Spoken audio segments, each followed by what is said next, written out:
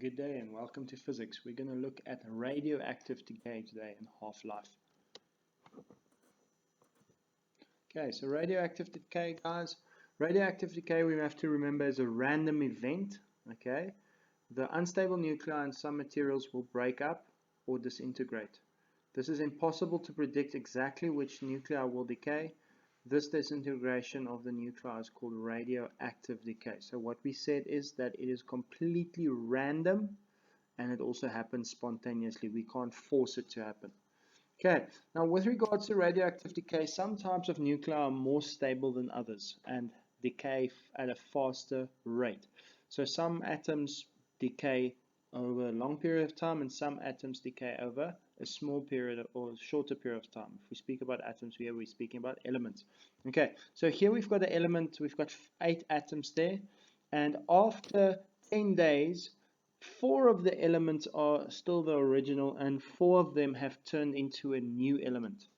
Okay, and after another 10 days, of those 4 that was still part of the original element, 2 of them have turned into a new element again. So what we are seeing here is we are seeing radioactive decay. The dark blue is the original radioactive element and the light blue is the new product. So we see after 10 days, half of the dark blue elements have decayed, and after another 10 days, half of that half, so a quarter of the original amount, is still there. And we call this a half-life, this amount of time that it takes for half of the atoms to decay. Okay, so half-life is the time taken for half of the radioactive atoms now present to decay. Okay, so if we think about it, here is another example. If we start off with 64 atoms, okay, and after 10 days, half of 64 would be left, so we have 32. After 20 days, half of 32 would be left, so we've got 16. After 30 days, half of 16 would be left, and we have 8. And after 10 days again, at 40 days, half of 8 would be left, that's 4. And after 10 days again, half of 4 would be left, and that's 2. So we'll see that we'll go from 64 to 2 in 5 half-lives. Now another question would be, how do we measure this radioactive decay? So we use our Geiger-Miller tube, and we can either calculate the count, the amount of clicks that it makes per second, or we can physically see how much of the nuclei is left. So in this case, we're looking at the nuclei. If we use a Geiger-Miller tube, a GM tube to pick it up, there might be additional radiation in the background. In this question here, we don't have any background radiation, so we've plotted the graph, and now we can see.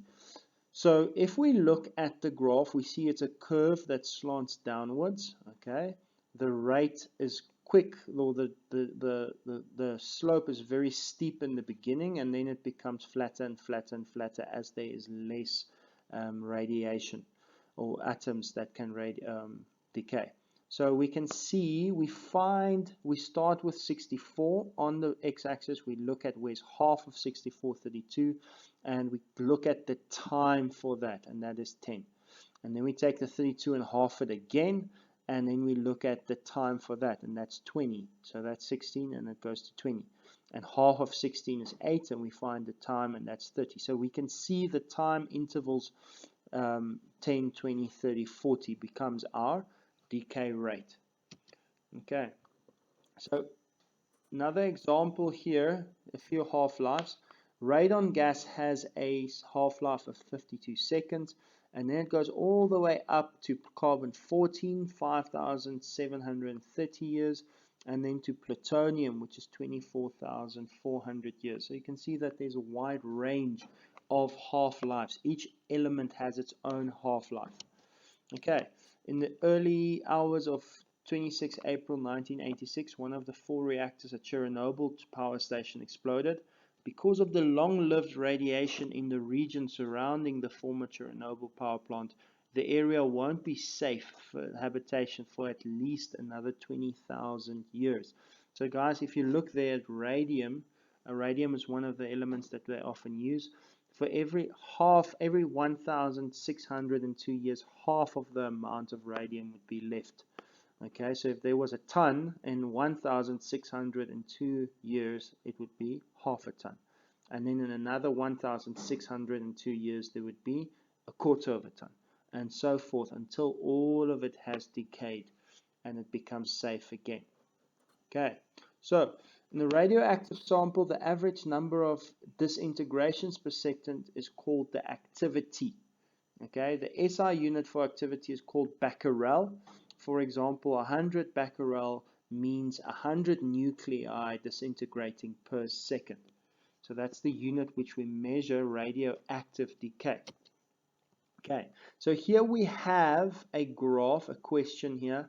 The graph shows us the count rate of radioactive isotopes. So there are two types of graphs. We can either have the amount of nuclei or the count rate. And now both of them will decrease because if I have less atoms decaying, then I will have a lower count rate. When I have a lot of atoms decaying in the beginning, I'll have a high count rate. So there's a few questions here. They say complete the sentences. So if we look at it, the first one, they say the initial count rate was how many counts per second. So you look at where the graph starts. The next question says the time taken for the count rate to fall to 200 seconds. So you find 200 on the y-axis, you draw a horizontal line, and you find the time for that, and that is 25 minutes. Okay, then they ask you the half-life for the isotope. So if we start with 600, half of 600 is 300. We draw a horizontal line until we reach the graph and then go down. And that helps us to find the time of 16 minutes is the half-life. Okay, count rate after two half-lives. So if we take another half of a half, okay, half of 300 is 150. That's one way. Or if we count at 32, because we said 16 is our half-life, so if we count at 32, we would see that our half-life at 32, if we're working from the x-axis at 32, take a line up and then go horizontally to the y-axis, we will find our half-life or our count rate to be 150. Okay, so there's the answers for you there. This is an example of a question that you might get.